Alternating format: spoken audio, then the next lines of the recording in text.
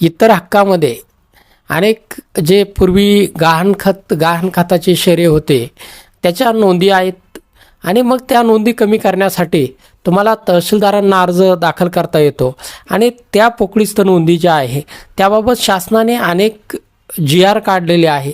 त्या GRचा आधार घेऊन त्या कामी संबंधित व्यक्तीला नोटीस काढून अगर त्याच्या अनुषंगाने जर त्या व्यक्ती जो आहे गहाणखत देणार तो जर मयत असला तर त्याच्या वारसांना नोटिसा काढून तहसीलदार त्यांची म्हणणं ऐकून घेतात आणि त्यांची नावं जी आहे ते कमी केली जातात.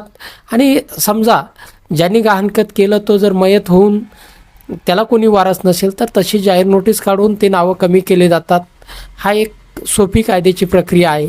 आणि हे जे इतर हक्कातले नावं आहे ते सातत्याने तुम्ही कायम उतार्यात राहिले तर तुम्हाला कर्ज घेण्यासाठी किंवा इतर कारणासाठी त्यांची संमती घेणं